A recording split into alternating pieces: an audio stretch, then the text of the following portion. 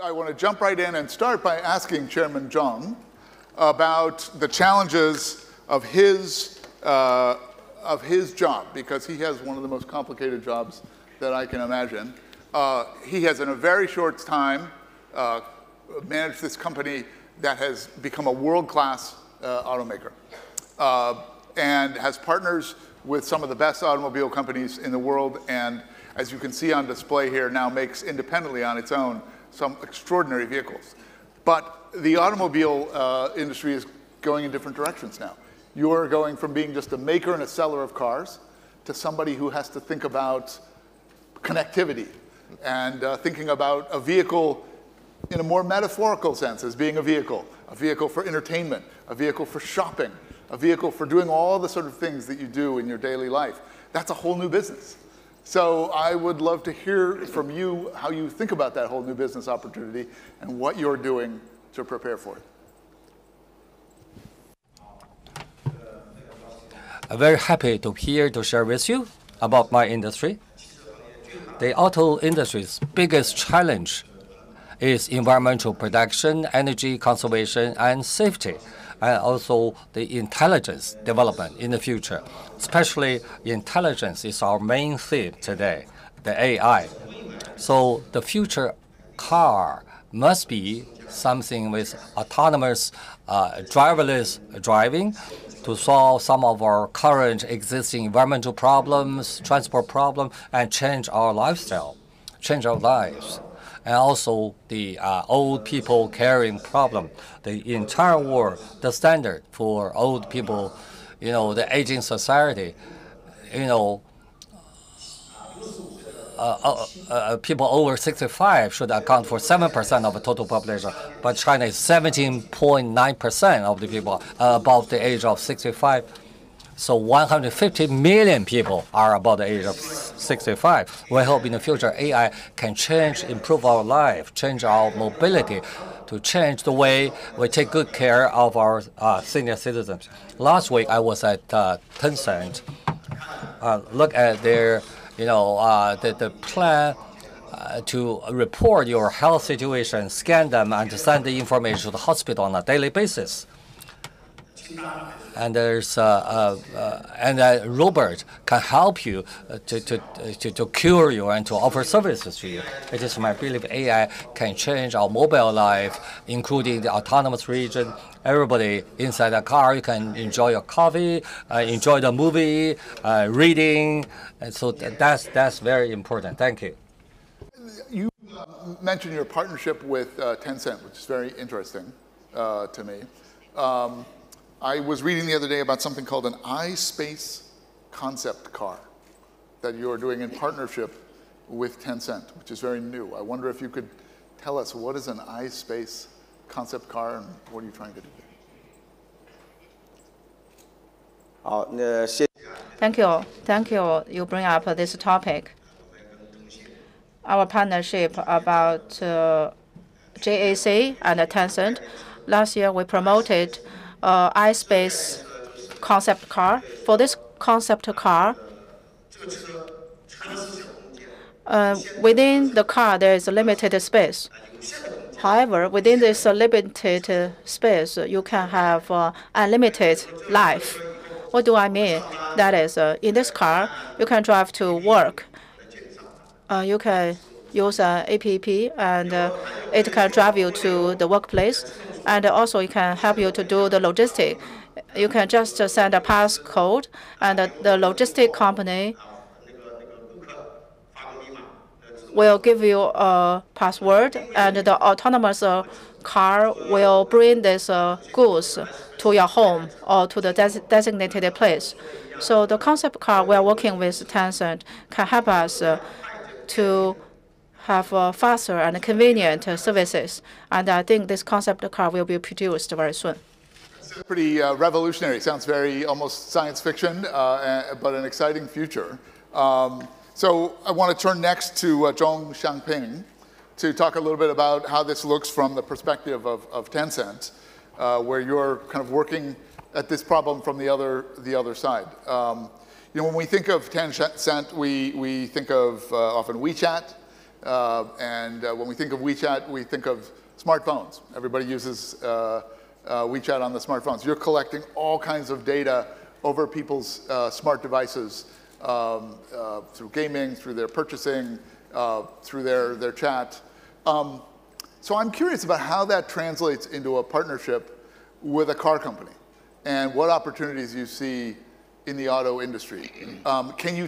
Is the data that you're collecting on phones, how is that relevant to solving mobility problems and using the car as the platform to gather all that data?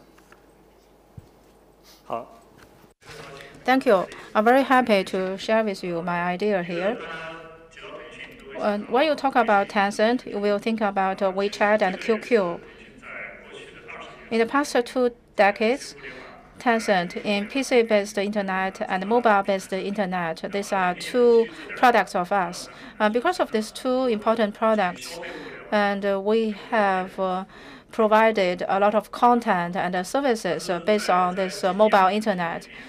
Starting from this year, Tencent for the first time mentioned that we will base ourselves into consumption internet, and we will also embrace the industrial internet because we believe that internet will enter more industries will get smarter.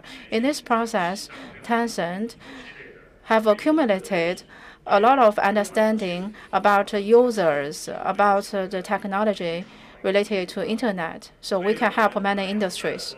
So that's why when we are faced with the fast development of industrial internet, and we want to be the digital aid of many industry, help many industry to achieve digitalization. In auto sector, Tencent pay high attention to auto sector because car is a kind of end device. It can help people to solve many problems.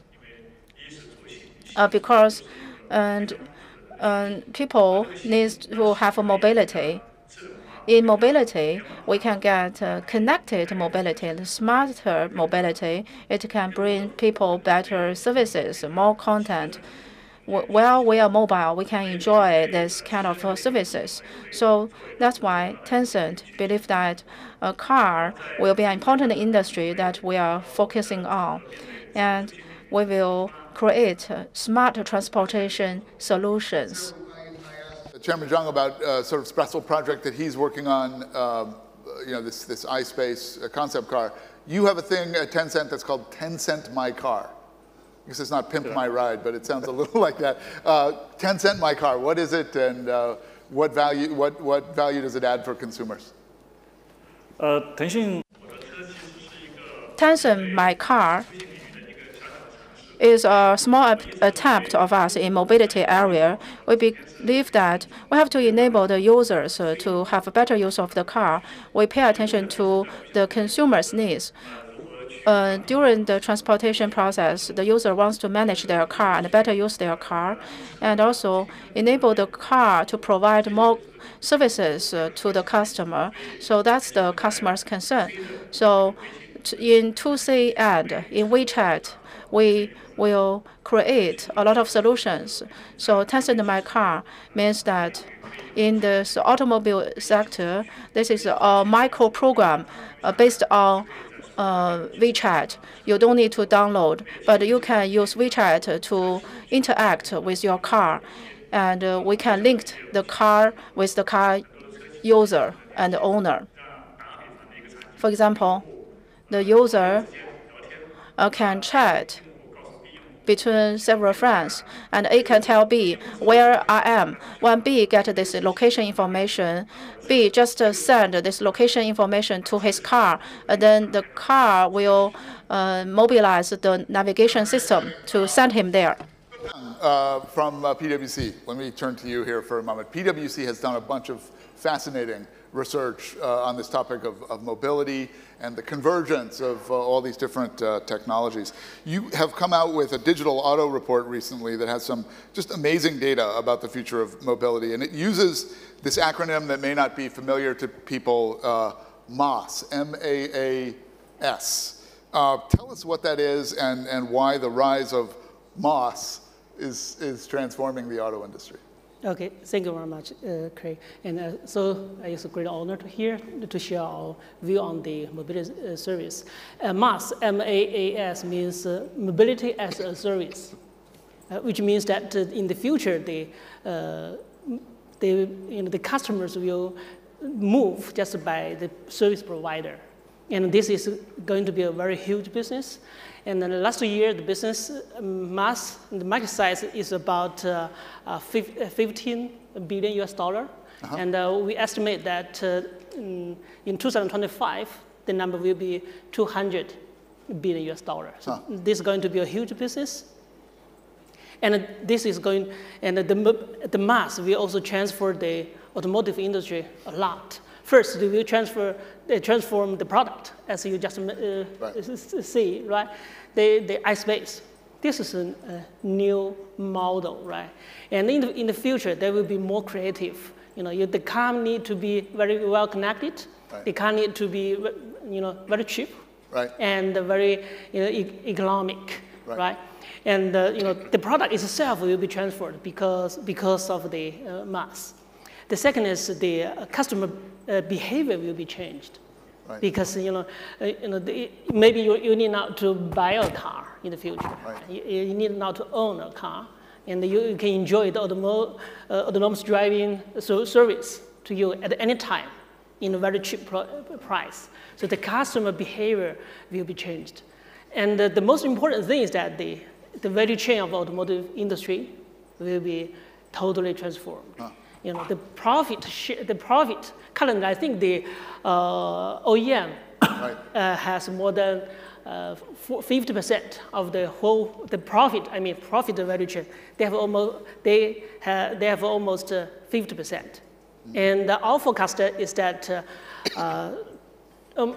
12 years later, the number will be 34%, which means 70% of the profit will be transferred to other service providers. Okay, so this is very interesting. 3 things that I heard you say there. One, that what's happening now is that everybody's getting into everybody else's business. Yeah. The Tencents of the world are sort of getting into the car business, that there are going to be all these new alliances where people that were maybe data companies or internet companies realize that maybe they have services that they need to be able to control the vehicle. That the vehicle manufacturers are realizing to compete, to be able to offer the sort of services that we need, we've got to get into the internet, the technology, the data business as well. Sometimes that's going to mean partnering, sometimes not. Yeah. And so it's this kind of new world of frenemies. I don't know if you know this kind of English term where you're friends, but you're enemies, you cooperate, but you compete, you're frenemies. Yeah, that's the nature of the competition in the future. That's the nature of this.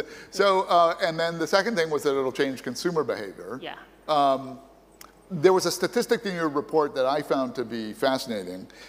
You said 47% of Europeans said they'd consider giving up their cars once competitively priced robo-taxis are available.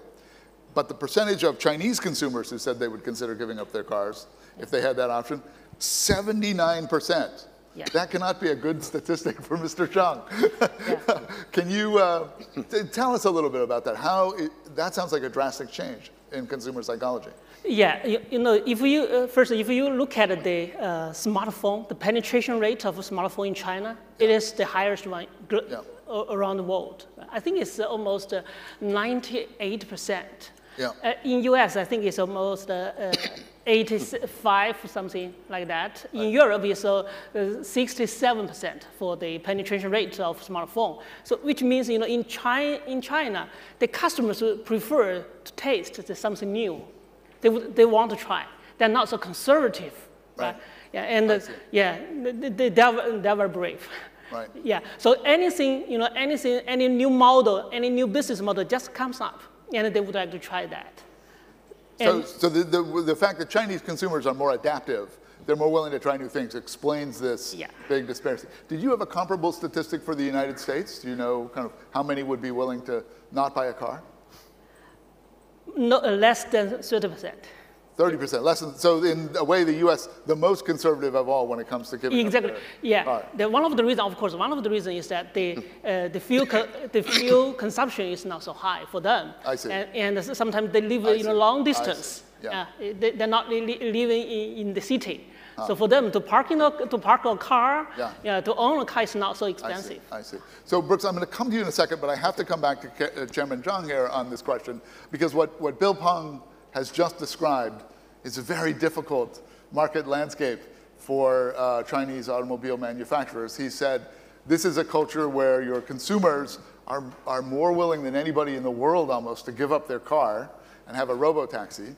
And that it's a world where right now you control 50% of the profits in the industry, but suddenly all that stuff is going to be up for grabs. So what's your strategy for competing in that very tough business environment? Thank you. I think what has been said by Bill Peng is right. With development of AI, autonomous driving, there will be more and more shared car. So car sales will reduce in future. It is right. Because of this reason, JAC last year issued a new plan of providing mobile services, mobility services. So we want to focus on high-quality growth. And JAC wants to be mobility service provider in future to provide consumers with all mobility services. And we will provide services, not car. So now we are selling the car we manufacture and provide insurance and financial services. In future, we will provide mobility services. And we'll have different solutions and mobility services. In many ways, it exactly describes what your report foreshadows for automakers in the future. You use a great term in this report, which is that in the future, auto giants must be, you say, ambidextrous. You've got to be able to use your left hand and your right hand with equal facility. You have to be highly efficient designers and producers of motor vehicles on the left hand, but on the right hand, you've got to be flexible and agile and digital service providers. That sounds like a big challenge. Do you think Chinese car makers are up to it? I think yes. The reason is, the customers prefer to do that. You have to adopt your capability to fit the demand of the customers. That's the one from the market point of view. The second is from the Chinese OEM, like Mr.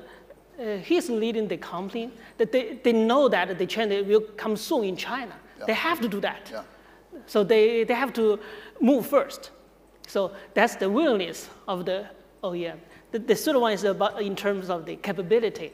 That's strong enough. They have enough profitability. They have open-minded leadership team. They have everything ready. The only thing is the culture. From the manufacturing point of view, this kind of culture to the customer-focused culture, that's a huge shift for them. So they need to, to adopt themselves to the change of the business model. That's a huge challenge in terms of the culture transformation. But I think they are ready. You think that they're up for it. So Brooks, I want to bring you in here. This is sort of the perfect juncture for you to contribute in a way because, pardon the pun, but this is a road that Uber has traveled very far down. You are at the vanguard of all these changes that we've been describing in markets across the world. How does Uber collaborate with auto manufacturers and big tech companies? And what is it learning about how those collaborations can succeed? Absolutely, and thanks for having us here. It's great to be back in China. It's great to be back in Guangzhou. I first came here in 1991, and Chairman Zhong was a great partner to us while we had our business here, so honored to be on the stage with you. We are all about partnering globally in everything that we do around the world, and that is very true with the OEMs. And if you think about our autonomous vehicles and that part of our platform, and remember, we are a platform, a global multimodal mobility platform. And autonomous vehicles are one important piece of that. And in that area, it's a great example because we do partner with OEMs all around the world. And we do it in different ways. We have different partnership models, like in everything around the world. With the automobile companies, in the case of Volvo, we actually buy their cars. We fit them with our autonomous vehicle kits, and they operate on our system. with Toyota, who's a great partner to us, an investor in Uber as well. We work with them, their cars, their Siennas, with a third-party person who actually works with these vehicles and works with us, and then we put those on the platform. And Daimler, as an example, they do their own cars, their own systems, and they're on our platform as well. And so we really adapt partnerships to whatever the need is, because what we're really going after is what Bill is talking about, is this world where both riders and drivers need new ways to get across and around our now 650 cities in which we operate globally. And that is a big challenge. It's a challenge for all of us as we think about not just the changes with OEMs, with big technology companies, but really how we operate day to day in these cities. And that's what we're here to solve with this platform. So we just noted that in the future, auto companies are going to have to be ambidextrous. In some ways, it almost sounds like companies like Uber are trying to be even more than that, like some of these dancers, Indian dancers with 20 hands or something like that, because you're not just doing transport anymore, obviously, right? You're becoming involved in all kinds of on-demand services. And I've just been spending a little time down in Southeast Asia, talking to your now partner, Grab, and also the folks at Gojek. And Gojek is really, and Grab both are on the front lines of this trend where they are not just doing transport services, but they do everything from financial payments to delivery, food delivery, courier service. There's even massage services on demand that are all running off these platforms. Is that the direction that Uber is going? I think there's a couple of things, and we do have great partners around the world, including Grab in Southeast Asia, as you mentioned. First, on just the transportation and moving of people, it is a much more developed platform than it certainly once was. And you think about electric bikes. We bought a company called Jump in the US. We have scooters. We're actually now back in China. Uber is back in China, manufacturing, design, and scooters in the Shenzhen area for our platform. We have our ride-sharing business, but we're much more than ride-sharing now, to autonomous, to eventually Elevate, and some of the Uber Elevate things that we've talked about, flying taxis and flying cars, if you will. So just even on the transport piece, Clay, it's a wide platform. But I'm glad you mentioned food, because Uber Eats for us is a hyper-growth business for us in a hyper-growth company that we are. We are now only 3 years into that business in 40 countries, 400 cities. And what's really interesting for us, and I think this goes to your point, 40% of the Uber Eats users in 2018 had never been in an Uber rideshare or Uber transportation car or whatever else before. They are new people onto the platform, new customers, and that is important for us as we think about the scale of this globally. So Eats is a big piece of it, and of course freight and other things that we've talked about, also important. So, Uber Eats is really fascinating to me. Food is, of course, just like getting to work in the morning, one of these sort of integral parts of our daily lives. It's crucial to consumers, a rising middle class. And yet at the same time, it's one of these sort of fundamentally local things. This morning, shumai for breakfast, because we're in Guangzhou, right? Quite different. So does that make it more difficult for a global company like Uber to compete if it's food, or does that give an advantage to your local sort of upstart challengers? I think we've always been a global company with deeply local roots and bringing the two together, and that's very true around the Eats business. Clearly, we have very significant global relationships with QSRs and others, McDonald's being a great example and our biggest example. But we also have very deep local relationships in country, in city, in neighborhood that we approach. And that's a big piece of it. You and I both know India well. I lived there for many years. Cafe Coffee Day is a good example of something that's widely distributed across the country, many, many outlets, and again, the ability to kind of deliver something that's known in a local environment. So we have to hit both sides of that equation in that three-way marketplace to do it right, but we're very much on that.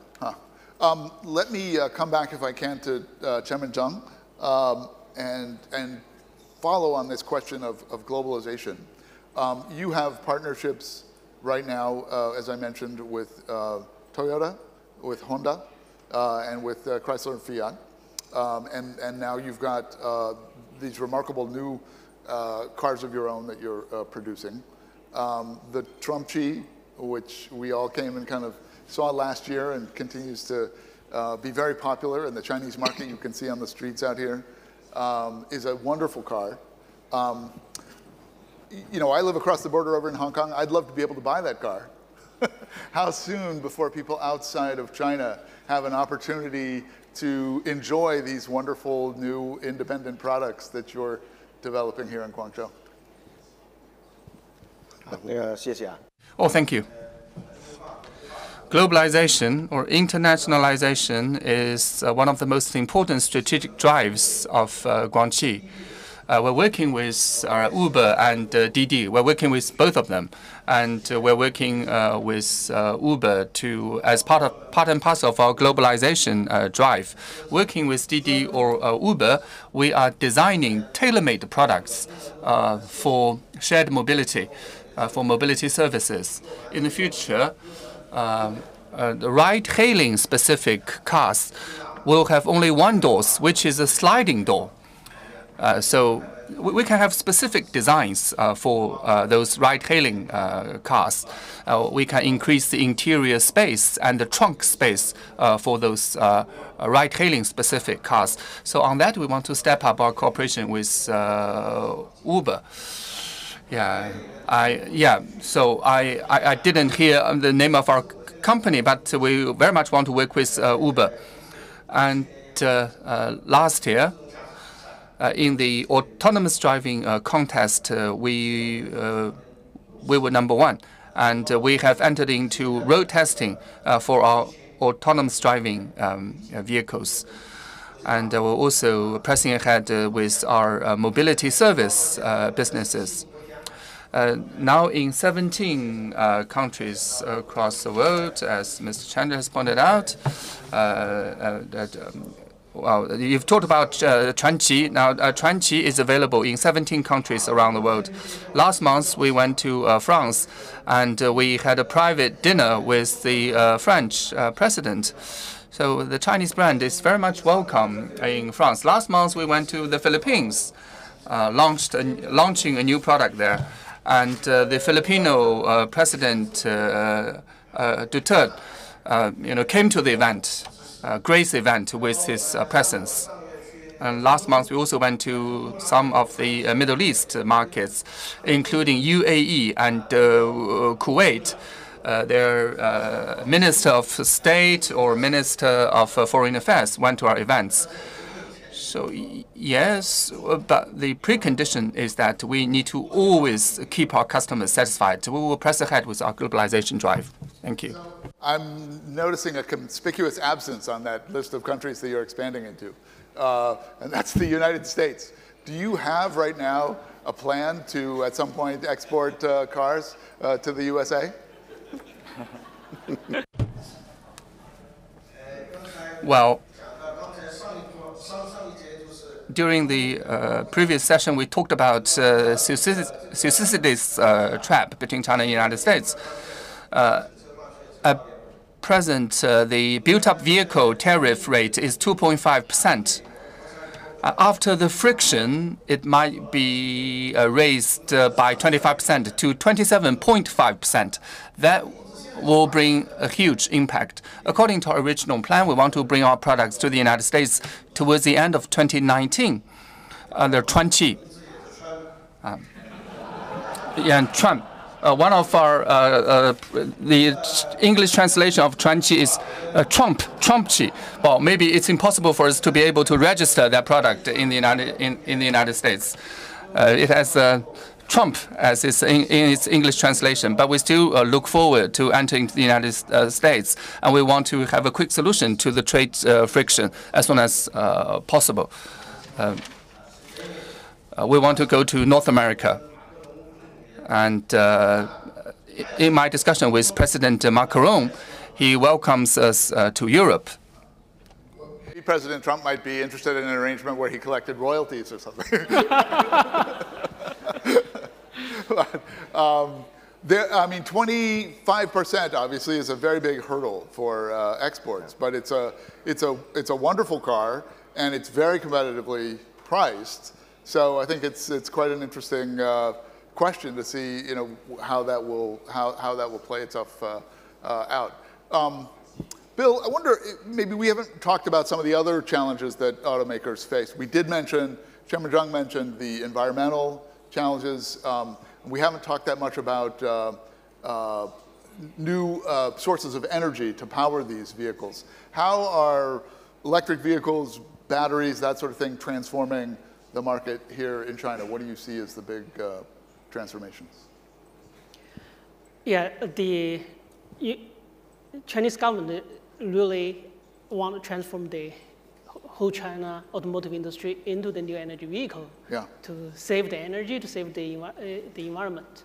So you can see that the Chinese government is the most determined government to support the transformation all over the world. And our forecast is that the new energy vehicle, the sales volume, will increase more than 30% in the next 5 years. So if you look at the sales volume of the gasoline car this year, they dropped down almost 15% this month. But if you look at the sales number of the new energy vehicle, it increased more than 60% compared with last year. So this market is going to be very attractive for all the OEMs. And this is not going to transform the local OEM, but also the global OEM. So if you look at the investment plan for GM, General Motors, they will invest a lot in the new energy vehicle. And if you look at the investment plan for Volkswagen, they will have a lot of investment in the new energy vehicle as well because of the China market. So the China market, actually, that transformed the global automotive industry to shift them from the traditional vehicle to the new energy vehicle. Yeah. So basically, this will change a lot. But the transformation not only focus on the product level, but also the sales channel, the service model. It will be changed as well. Because the new energy vehicle, they need not so many maintenance, right? No engine, no transmission, right? So the sales and the service model will be changed. And the OEM, as JC, they need to adopt their sales model and service model. They need to have some creative and innovative model to compete in this market. And that will be very fascinating. I want to open it up to questions because we've got some time. If there are people from the audience who would like to ask something of our panelists, please put your hand up. Our mic wranglers have got paddles and they will find you. Am I seeing anybody? All right, well, while you think of that, let me ask one more to Brooks. The other big challenge and transformation I see right now in the auto industry is that that mobility is morphing into something that doesn't just involve autos. It involves bike sharing, it involves scooters, and then the one that you mentioned, which is very exciting, this idea of kind of drone taxis, which China is really at the forefront of. There are several companies right here in Guangzhou that are experimenting with different models that are kind of autonomous flying taxi services. Of course, DJI in Shenzhen is moving into enterprise drones very aggressively. All kinds of potential applications for that. Where is Uber on that, and how much does that have potential to transform the way that you get people from A to B? Absolutely, and it is exciting because this platform, as we talked about, you may get across the city of the future by taking 3 or 4 different types of modality. You may take a jump bike to a car, to an airport to get across town and come back down and have a scooter. And that is all powered by technology, and that is the platform and how we tie this together. On Uber Elevate, we are very excited about That's what it's called, Uber Elevate. Okay. Exactly. We are commercial tests by 2020. We think in certain cities in the US, Dallas and Los Angeles have been talked about, service by 2023. And we have focused on Asia longer term, and we've had our Uber Elevate team out in Japan, in Australia, and in India to think about those markets as well. So it is a big part of the future story. But in all this we're talking about, this is all about, we have these pillars of this operational excellence and execution, technology innovation and scale, and we have to put all these together to get to that point. So we got a lot to do in the meantime. So, I mean, that's a very ambitious undertaking, but are we talking about the distant future, sort of 20 years out kind of thing, or is this stuff that, I mean, right here in Guangzhou, Qinghong has been working with some governments in the UAE to roll out a helicopter taxi service kind of right away. Yeah, we think, 2023. 2023 in the U.S. and soon thereafter internationally. So it's Wow. real, it's soon. We've got a great team working on it. Again, through partnerships, and that's a theme to come back to. We're not doing this alone. We partner with all parts of the ecosystem to make this happen. And do you have insights about the type of cities that are most conducive to that kind of transportation? Well, it goes back to one point that's underlies a lot of this, which is dealing with the regulators, and that's something that we take very seriously at Uber today. Under Dara's leadership, we have spent a lot of time with regulators thinking about this, thinking about the future, and so it's a discussion that we're doing together. And you think about cities that are sprawling, that have big distances between suburbs and CBD and the like that may lend themselves, but there's also aerial rights and other issues that are different in every city. I spent a lot of time in Sao Paulo. That's a city with a big helicopter market, but again, it's very different from in the other parts of the world. So you're in Singapore, and obviously in Southeast Asia, two of the biggest markets are archipelagos, right? That there's not a lot of infrastructure to get in between all these islands. Does that present a big opportunity as well? Well, in that part of the world, certainly we partner with Grab, as you know, and Anthony is super creative with his team. We work closely to think about that. So opportunities, again, moving people in any form. We think about different high-capacity vehicles, shuttle buses, things like this that are also around the transportation ecosystem that already exists in many cities. So working with cities and municipalities to solve their problems and create solutions is what we're doing. I want to make sure we look again for questions. There's one back there. Yeah, stand and tell us your name and your affiliation, please. OK， 谢谢各位嘉宾的分享。Thank you very much. I'm from Guangzhou Automotive Toyota JV. I have a question for Mr. Peng Bo from PwC. And 2 years ago, we talked about whether a car is a tool or a prop. Today, between life and mobility, are they the same or are they different? When we travel from point A to point B, if the value is realized at point B, then the lower the price, the better in the mobility piece. But if there's additional value in the journey from point A to point B, if we can generate new value in this process, is it life in mobility? Is it new value? Well, thank you very much. That's a very good question. That's why Tencent is working with Guangzhou Automotive Group. In future mobility, a lot more can be done in future competitive landscape. A key value proposition is around the attention and time of people. We have 8 hours of work, we have another 8 hours of leisure, and plus some sleep. So every day we are spending 1 to 1.5 hours on the car. So this time slot will be fiercely competed for. And in the process of mobility, if I can use voice to activate everything, if I can enjoy listening to music, if I can enjoy watching movie, if I can remain productive, still working, well, it will be more valuable. And in the future, the shared mobility could be used for senior citizens away from the senior homes to enjoy some scenery. Yeah, the time spent from point A to point B could be very valuable. That's why Tencent, Baidu, and Alibaba, the BAT, is trying to make a vehicle as the carrier of different technologies and experiences. This is going to be a huge market. Maybe I could ask you to jump in there. The BAT all competing very frantically to cater to exactly this space that we've described, that space between A and B. Help me to understand where the competitive advantages are for data and tech internet companies that are trying to get into that space. Baidu is a search company. Does that give them the advantage? You started obviously online games, chat. value-added services. You're coming from it from that direction. Alibaba comes at it from the perspective of an e-commerce player. Who is better equipped in terms of their origin to be competitive in this A to B space among the BAT? Tough question. Very good. Well, according to my view, I think it's so well said. In the world in the future, there will be the attention economics, or economy of attention.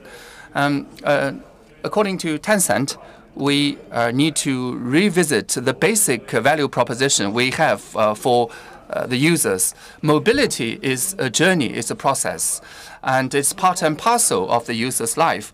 That before coming onto the car, on the car, and after getting off the car, it is a continuum of experiences.